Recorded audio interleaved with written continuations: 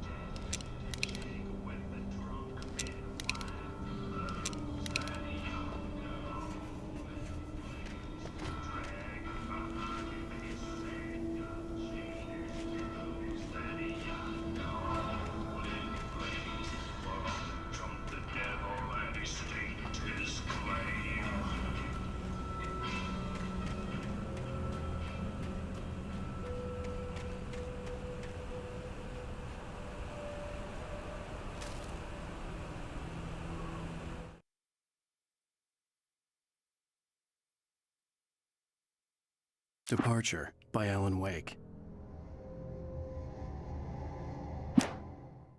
Departure by Alan Wake.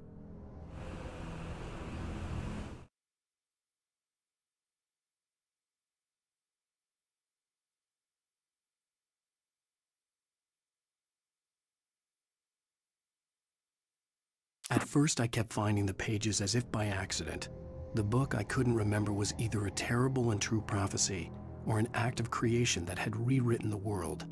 I began to hunt the pages feverishly, for they held the answer to the mystery. With it, I could save myself. With it, I could... I heard them before I saw them, swooping down from the sky and screeching as they came. I spun around just as the cloud was upon me. For an instant, I stared into 100 dead eyes, black pearls glittering in the darkness. I raised the flashlight and the swarm exploded like fireworks.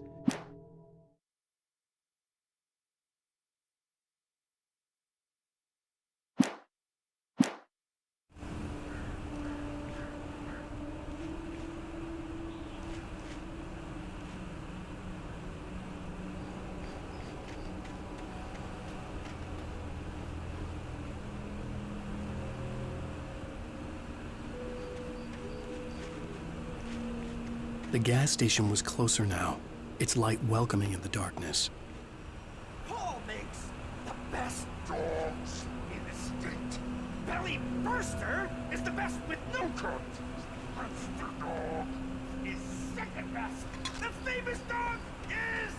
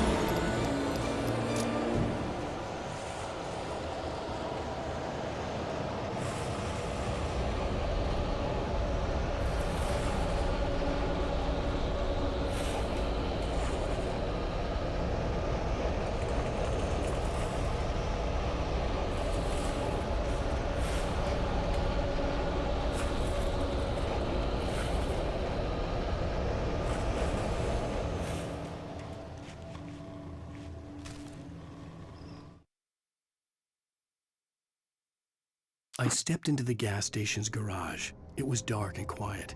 The place was a mess. It looked like someone trashed the place or that there'd been some kind of fight. Light spilled into the room through an open door at the back, and I made my way toward it. Without any warning, I was blinded by...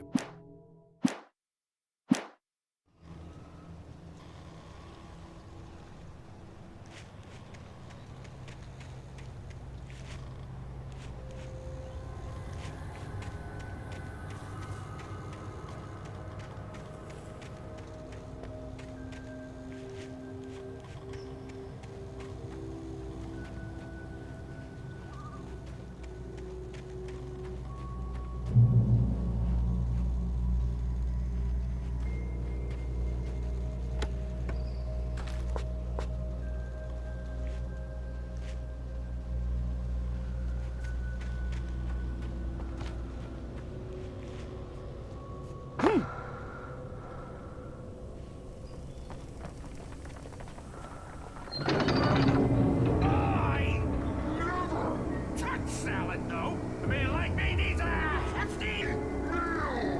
That's what it is.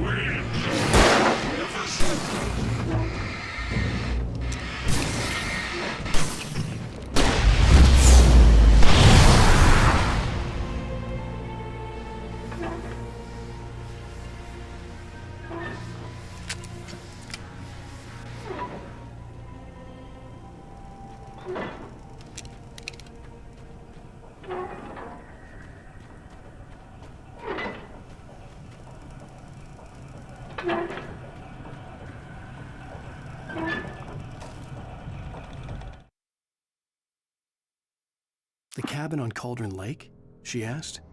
The sheriff looked at me suspiciously. The early morning light flooded through the office windows. I would probably never have gotten out of the woods alive without her help, but I couldn't tell her the truth of what I'd faced.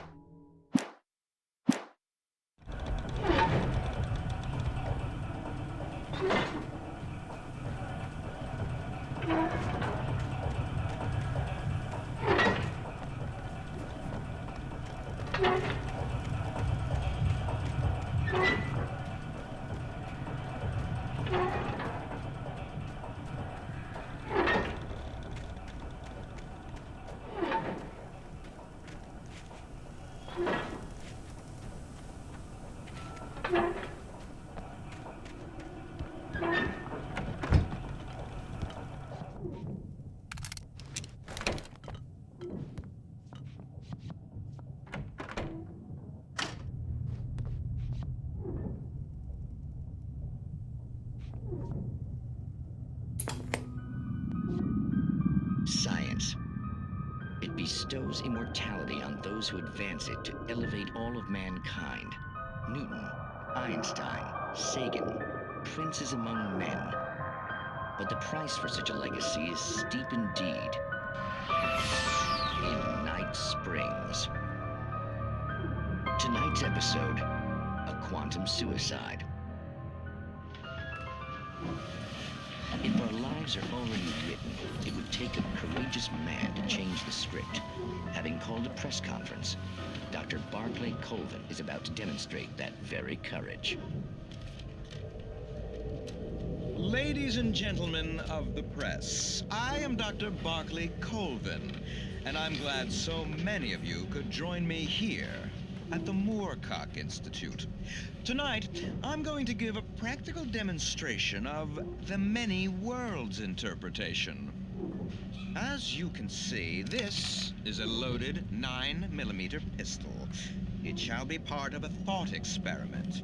And now, a real experiment, known as a quantum suicide. Did he say suicide? Is that a real gun? He's kidding, right? Please, stay calm. There is no risk. Observe what occurs when I place the weapon against my own forehead. Now, you might think this round is merely a dud. Not so. Observe the flower pop. And yet, I myself cannot be harmed with this gun. With each pull of the trigger, two new realities branch off. One in which the weapon didn't fire, and one where it did. With my machine here, I have ensured that this reality is always the former. I have bestowed upon myself quantum immortality. Under no circumstances can this gun kill me. So wait.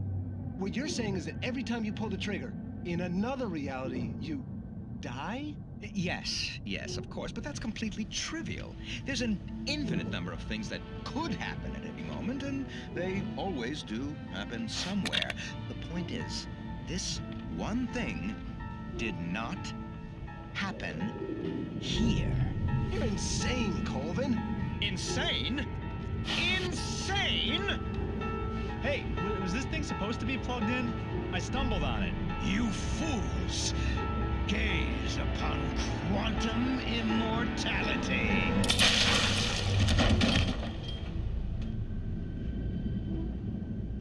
Poor Dr. Colvin, felled by his own hubris or the ignorance of the masses. Perhaps he should have left the crate unopened, the decaying atom unobserved. Curiosity often kills the cat. In Night Springs.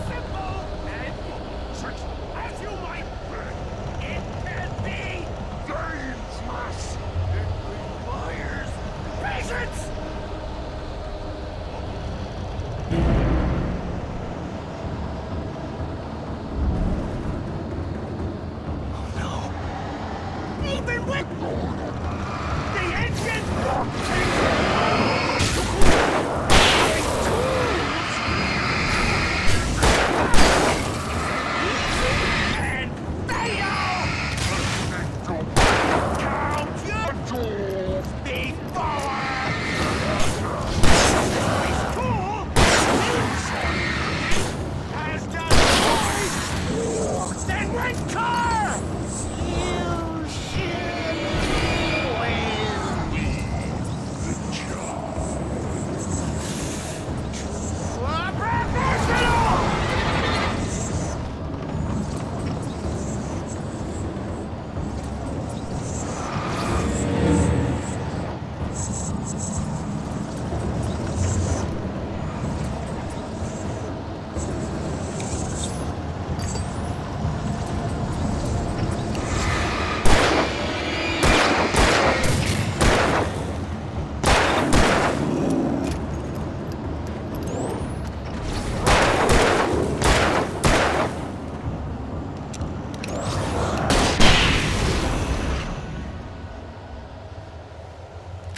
Stucky's body vanished, leaving behind only a lifetime of nightmares to come, assuming I'd reached the lights of the gas station alive.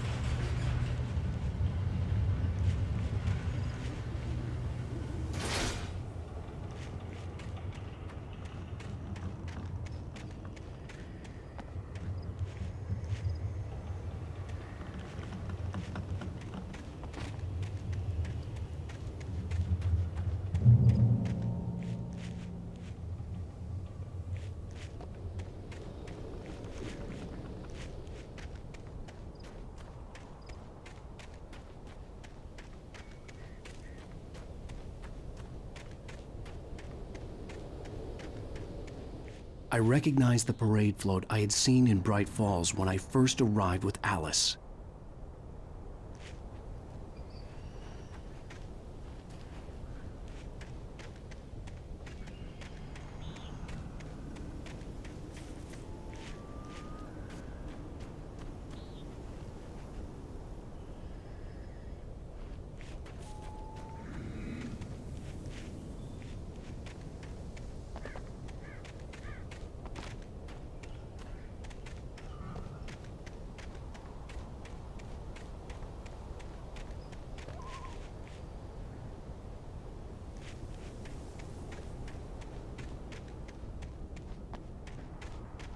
After the insanity I had just experienced in the darkness, the lights of the gas station felt comforting.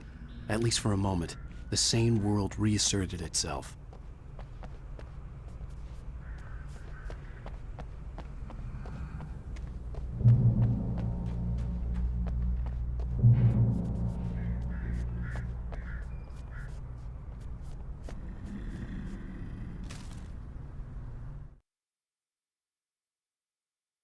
Stucky spat on the garage floor and tried to shake the cobwebs from his head. Ever since the couple never showed to pick up the keys, things had been fuzzy. Something, a feeling caught his attention.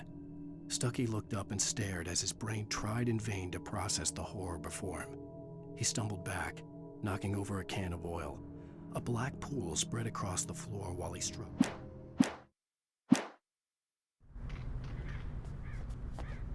The Deer Fest had been 2 weeks away when we arrived.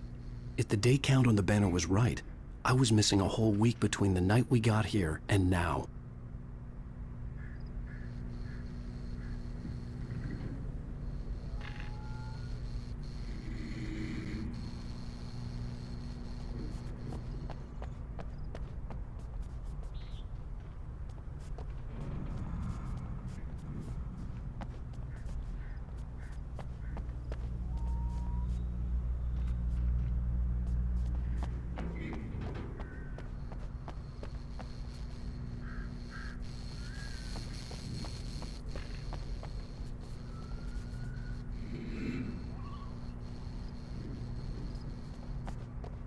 I had to get inside the gas station to find a phone to call for help.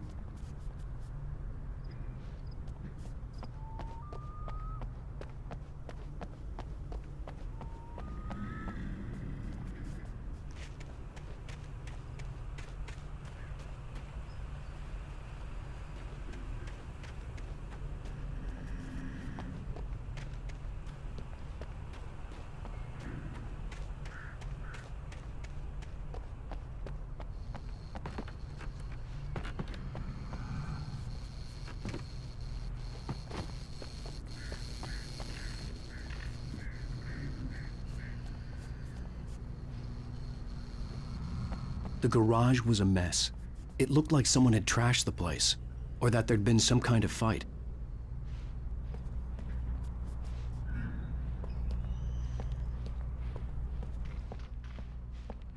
All right. I'll keep writing. Outside, there's only darkness. Outside the cabin, outside the story, there's only darkness. I can feel her presence in the dark. Just now, I could smell her perfume in the room. I'll reach her. I'll fix it up. I'll bring her back. The story will come true. If I stop, she's lost. I don't believe this. It'd been me on the TV, talking crazy. Was I losing my mind?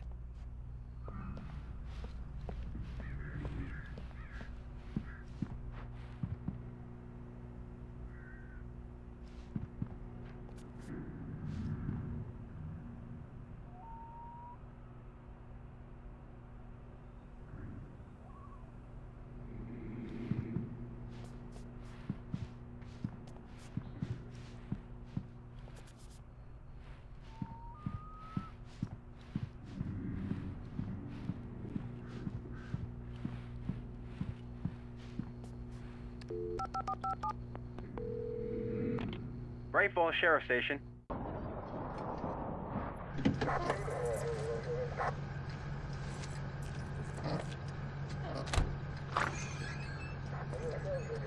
Oh, thank God, Sheriff. Sheriff Sarah Breaker. You are... I'm Alan Wake, but listen. I was in a car crash. My wife, Alice, she's missing. Calm down, Mr. Wake. We were staying in a cabin on the island, on Cauldron Lake. There's no island on Cauldron Lake. Not since the big eruption in the 70s. Please, I can take you there, okay? You look like you've taken a pretty bad knock to the head. Are you okay? Listen. We'll figure this out. Please get in the car. We'll swing by the lake and then we'll go to the station, okay? Mr. Wake, have you seen Stucky, the guy who owns this place? I realized I couldn't tell her what had happened in the forest. She wouldn't have believed me. And then she wouldn't have helped me with Alice.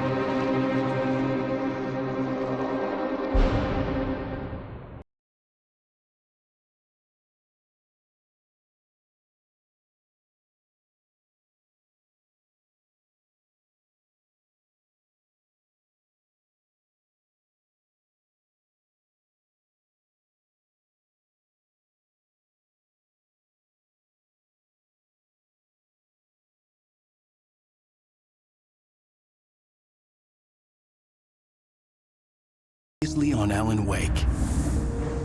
I came to Bright Falls with my wife, Alice. Thank you for coming here with me. I thought maybe you could write here. I don't want to hear it! God damn it, Alice! Now, she's missing. Alice? Alice? I woke up behind the wheel of a crashed car. I'm missing a week. I was attacked by shadowy men straight from a nightmare.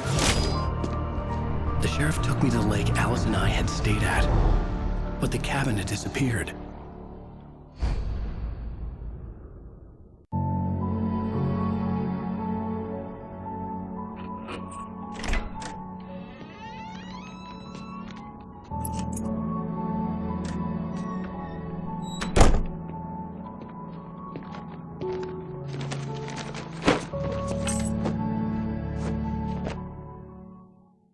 Honey, I'm home. Back here, sweetie. How was it? Worst weather I've ever seen. You should put some coffee on. It'll warm you up.